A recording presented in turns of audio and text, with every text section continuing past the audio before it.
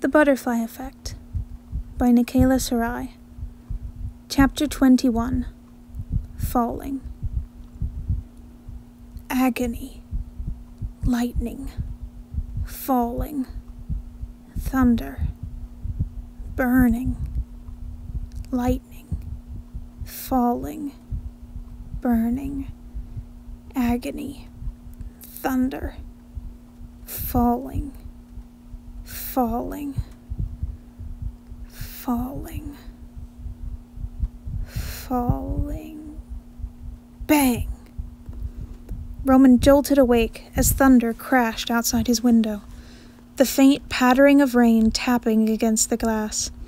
Shreds of rainbow swirled in his vision as lightning flashed, showing him a brief glimpse of a bedroom with modest furniture before everything faded back to shadows. He flinched, lungs heaving quick and shallow as thunder rumbled overhead, shaking the walls. Falling. He twisted, stretching out his hand, reaching fingers landing on a familiar cold metal surface resting on the end table. His crown necklace. Happy thoughts. Happy thoughts. Roman pulled the necklace close to his chest, near the pocket watch still hanging from its chain around his neck. His thumb rested on the hidden flash drive as he threw the covers off, staggering from the bed, clutching the crown like a lifeline.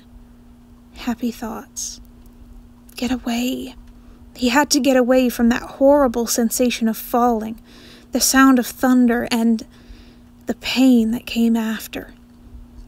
His right leg protested after 2 steps, sending Roman to the ground as it buckled under his weight. Broken. No. Healed. Still recovering. He swallowed, his throat burning as his other hand dug into the carpet, trying to breathe through the needles stabbing into his leg. Temporary. Roman gritted his teeth, back arching as another wave of agony rushed through him.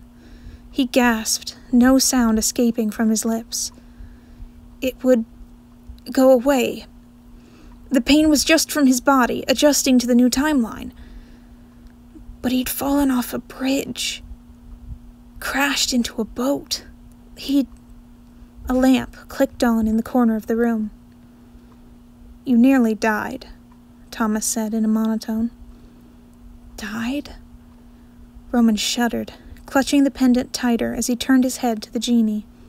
He looked nearly as awful as Roman felt. Thomas stood at the edge of the bed, hands at his sides. The rainbow opalescent colors usually darting along his skin were barely sparkling. Their coloration was an even and deliberate mixture of all colors. His head was bowed, the fringe of his hair hiding his eyes. You ended up fracturing your right leg in 3 places and broke most of your ribs. It's a miracle you weren't paralyzed. Roman could believe that. He'd fallen onto a ship instead of into the water. It was a miracle he hadn't died. He relaxed his grip on the crown and pushed himself slowly upright to kneel on the carpet. Was it because he was in the middle of a warp with the genie? Could you not die on these things?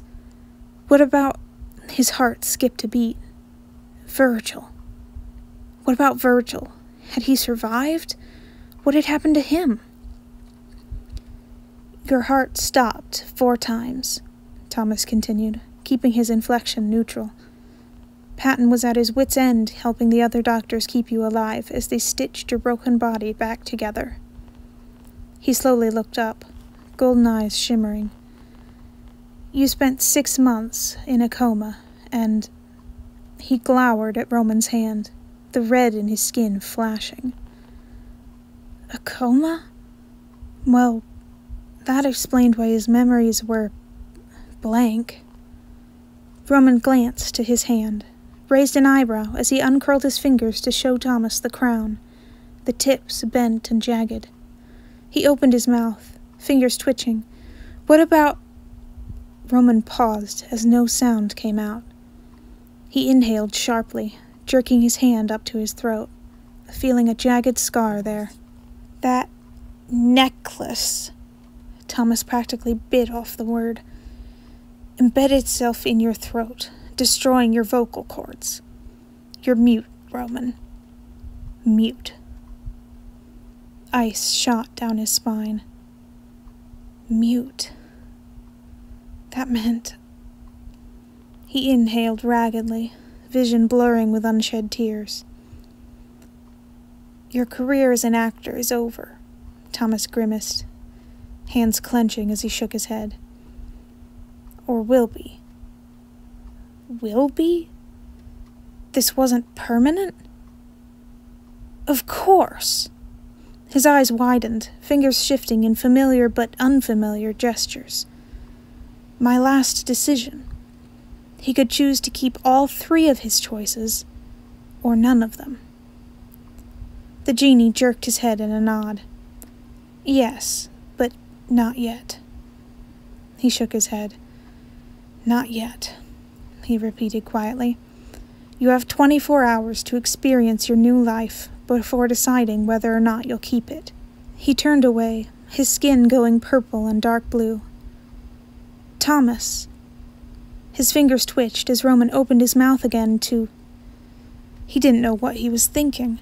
He couldn't speak. Mute. Silent. Voiceless. No, he couldn't think about that right now. Thomas was hurting. He could see that. He could help the genie far easier than facing his inability to talk. Roman pushed himself stiffly to his feet, his right leg twinging as he put his full weight on it. He limped forward a step, reaching out. Thomas. The genie inhaled raggedly, shoulders hunching. I'll be back then, he choked out, vanishing before Roman could stop him.